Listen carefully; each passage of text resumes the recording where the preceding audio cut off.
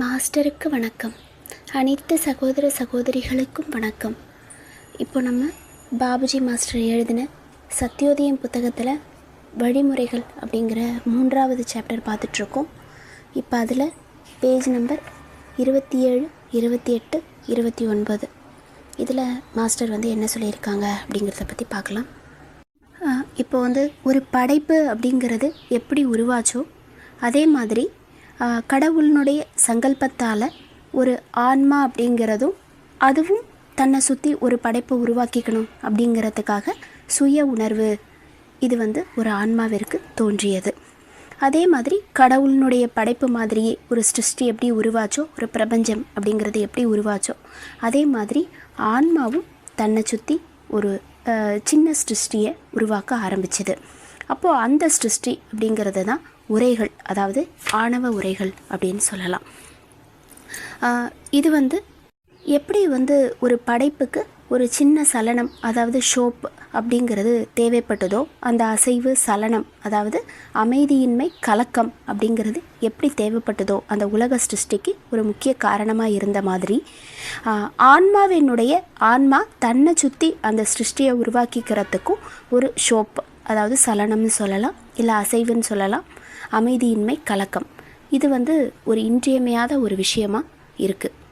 அப்போது அந்த ஆன்மாவை சுற்றி அந்த படைப்புக்கு தேவையான விஷயங்களுக்கு சக்தி அப்படிங்கிறது கொடுக்கறதுக்காக நமக்குள்ள அந்த வில் பவரை கொண்டு வரணும் இல்லையா, அந்த சங்கல்ப சக்தி அப்படிங்கிறதும் நம்மக்கிட்ட இருக்குது. அப்போது அந்த சக்தி அப்புறம் அந்த நமக்குள்ளே இருக்கிற அந்த உள்ளார்ந்த வில் பவர் இது எல்லாத்தையுமே நாம் கொடுக்கும்போது நம்மளை சுற்றி, அதாவது அந்த ஆன்மாவை சுற்றி அந்த உரைகள் அப்படிங்கிறது க்ரியேட் ஆக ஆரம்பிக்குது. அதாவது அது எப்படி நமக்கு தெரியுது அப்படின்னா, நமக்குள்ள ஒரு சுக துக்கங்களாகவோ இன்ப துன்பங்களாகவோ நம்ம முன்னாடி அது காட்சி அளித்து நிற்கிது. அப்போ அதுதான் அதன் மூலமாக நாம் தெரிஞ்சுக்கலாம் நம்மளை சுற்றி, அதாவது ஆன்மாவை சுற்றி அந்த படைப்புங்கிறது உருவாக்கப்பட்டிருக்கு அப்படிங்கிறத நம்ம இதன் மூலமாக நம்ம தெரிஞ்சுக்கலாம் அப்படிங்கிறத சொல்கிறாங்க. அப்போது மனமும் இடைவிடாமல் ஒரு செயல்பாட்டிலேயே தான் இருக்குது. சிலது மேலே ஒரு வெறுப்பு, சிலது மேலே விருப்பம், இது எல்லாமே நமக்குள்ளே உருவாகிக்கிட்டே இருக்குது.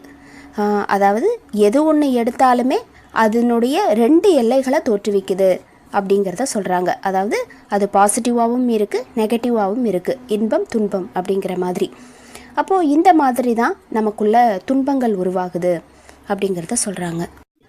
இன்பங்கள்னால நமக்கு ஏன் துன்பங்கள் வருது அப்படிங்கிறத நம்ம கேட்கலாம். அதாவது அந்த இன்பங்களை நாம் தொடர்ந்து அனுபவிக்கணும் அப்படின்னு சொல்லி நமக்குள்ளே ஒரு எண்ணங்களை உருவாக்கிடுறோம். அப்போது அந்த இன்பங்கள் முடிஞ்சு போகிற கட்டத்தில் அது நமக்கு திருப்பி கிடைக்கல அப்படின்னும் போது அதுவே நமக்கு துன்பங்களாக மாறிடுது. இப்போது என்ன சொல்கிறாங்கன்னா, இந்த விஷயங்களுக்கு இடையில் இருக்கிற சம்பந்தங்களை நம்ம சரியாக புரிஞ்சு கொள்ள முடியாத அந்த அறியாமைன்னு இருக்கு இல்லையா நமக்குள்ள, அதனால தான் மனிதனுடைய மனம் துன்பங்களை உருவாக்கி கொள்கிறது அப்படின்னு சொல்கிறாங்க. அப்போது அந்த விஷயங்களுக்கு இடையில் இருக்கிற சம்பந்தம் அப்படின்னா என்ன? நாம் உருவாக்கிக்கிட்டு அந்த வினை பயன்கள், நாம் உருவாக்கிக்கிட்ட அந்த வினை பதிவுகள், அதன் மூலமாக தான் நமக்கு துன்பங்கள் ஏற்படுது அப்படிங்கிறத நாம் சரியாக புரிஞ்சுக்கணும். அப்போது அதனால தான் நமக்குள்ள அந்த தீவிர உணர்ச்சிகள், மன எழுச்சிகள், தூண்டுதல்கள் இது எல்லாமே நாம் உருவாக்கிக்கிட்டு அந்த சிருஷ்டியினால் ஏற்பட்டவை. அப்போ அதனால தான் நம்மளுடைய தொல்லைகள் எல்லாத்துக்குமே காரணமாகின்றன அப்படிங்கிறத சொல்கிறாங்க. சில நேரங்களில் இதுவே நம்ம வாழ்க்கையில் ஒரு பெரும் கொடிய புயல்கள் எல்லாத்தையுமே கிளப்பி நம்ம ஒரு சீர்குலைந்து போகக்கூடிய ஒரு கட்டத்துக்கு நம்மளை செஞ்சிருது. சாதாரணமாக இது எல்லாத்துக்குமே நம்ம சுற்றி இருக்கிற சந்தர்ப்பங்கள் தான் காரணம் அப்படிங்கிறத சொல்லுவாங்க. ஆனால் அது தவறான அபிப்பிராயம். மனிதனுடைய உருவப்படைப்பிற்கு மையமாக இருக்கக்கூடியது மனம்தான்.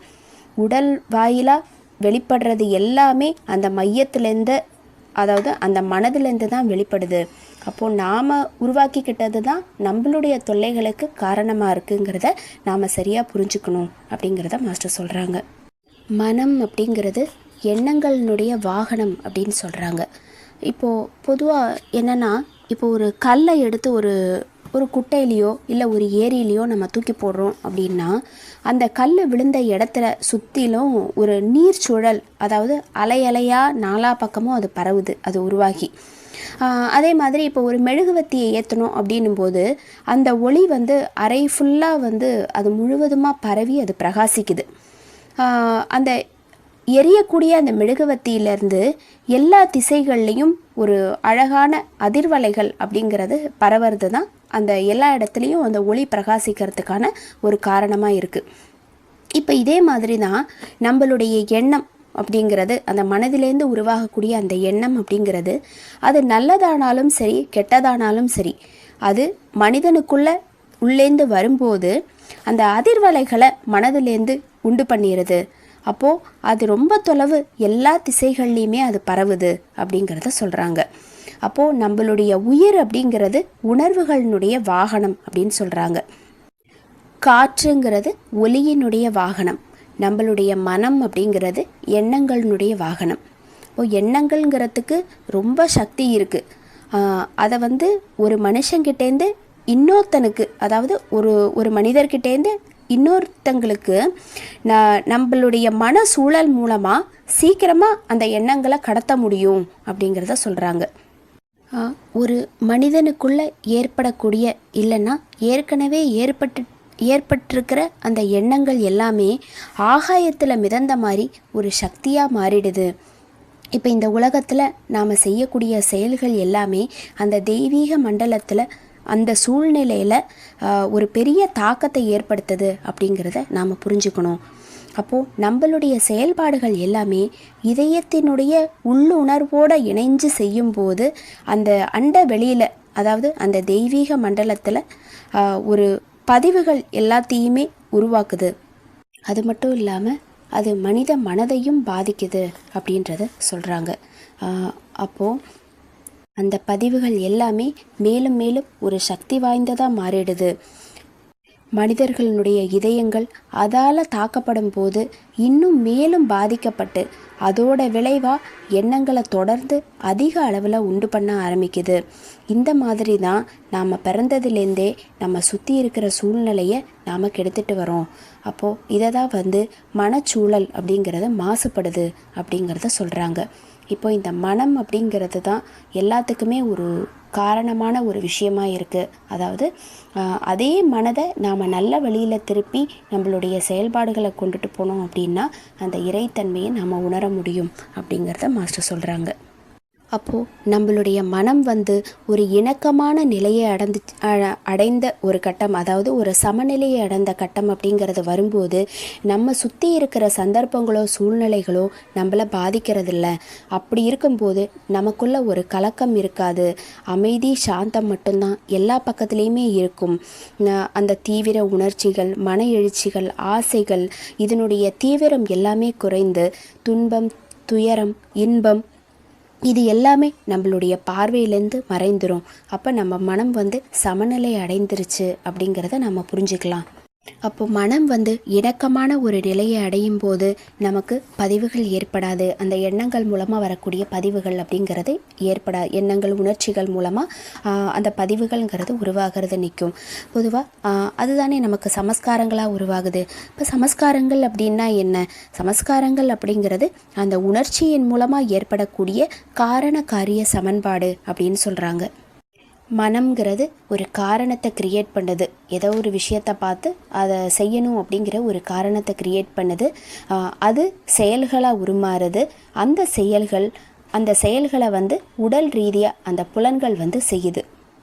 அப்போது அந்த மனதை நாம் ஒழுங்குபடுத்தி சரியான திசையில் நாம் கொண்டுட்டு போகிறோம் அப்படின்னும் போது நமக்கு இந்த பதிவுகளோ சமஸ்காரங்களோ உருவாகாது அப்படிங்கிறத மாஸ்டர் சொல்கிறாங்க.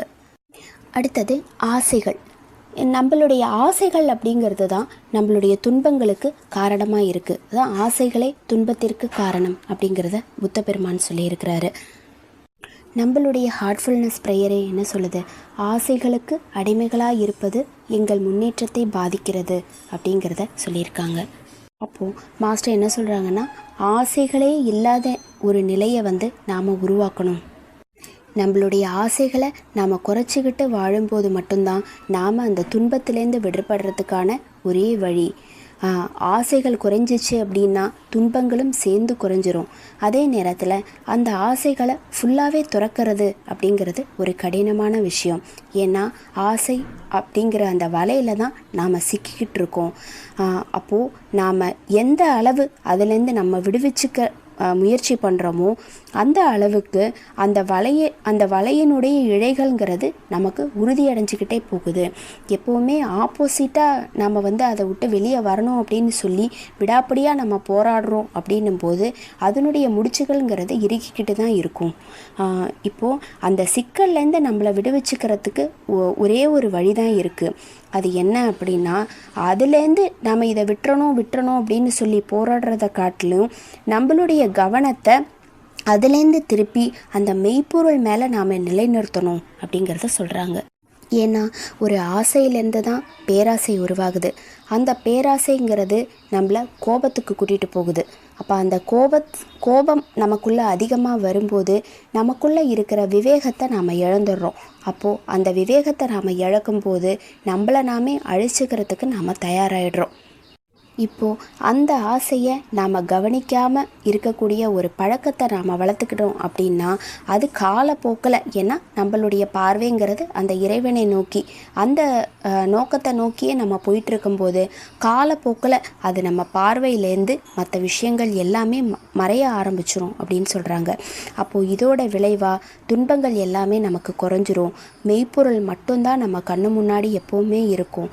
மற்றது எல்லாமே அதனுடைய கவர்ச்சியையும் முக்கியத்துவத்தையும் இழந்துரும் அப்படிங்கிறத மாஸ்டர் சொல்கிறாங்க. ஒரு கதை ஒன்று மாஸ்டர் சொல்கிறாங்க. என்ன அப்படின்னா, ஒரு கிணத்து தண்ணியில், அதாவது கிணத்து தண்ணீருங்கிற ஒரு அழகான சூழ்நிலையில் வாளிங்கிற இதயம் இருக்கும்போது, அதாவது அந்த அழகான சூழ்நிலை, தியானம் செய்த அந்த சூழ்நிலை, அதில் வாளி அப்படிங்கிற ஒரு இதயம் இருக்கும்போது அது முழுமையாக இருக்கும். அதாவது இதயம் அந்த நல்ல நிலையை அந்த டைமில் உணருது. அப்போ கிணத்தை விட்டு அந்த வாளியை வெளியில் எடுக்கும்போது அந்த வாளியில் இன்னும் நீர் இருக்குது. அப்போது நம்மளுடைய இதயத்திலும் அந்த நிலை, அதாவது அந்த அழகான நிலை அப்படிங்கிறது இருக்குது. ஆனால் வாளியில் கீழே ஓட்டை இருந்துச்சு, அந்த துவாரங்கள் இருந்தது அப்படின்னா அது மேலே வரும்போது ஒரு பாதி காலி ஆகிடுது. சில நேரத்தில் அந்த ஓட்டங்கிறது ஒரு அதிகமான அளவில் இருந்துச்சு அப்படின்னா அந்த வாளி மேலே வரும்போது நீர் ஃபுல்லாகவே காலியாகிடுது. அப்போ அந்த ஓட்டையை தான் ஆசைகள் அப்படின்னு சொல்கிறாங்க. பகவத்கீதையில் கிருஷ்ணர் என்ன வாக்கியம் என்ன அப்படின்னா, எல்லாத்துக்குமே காரணம் ஆசை தான், அதுதான் நம்மளுடைய சரிவுக்கு முக்கிய காரணமாக இருக்குது அப்படிங்கிறத சொல்கிறாங்க.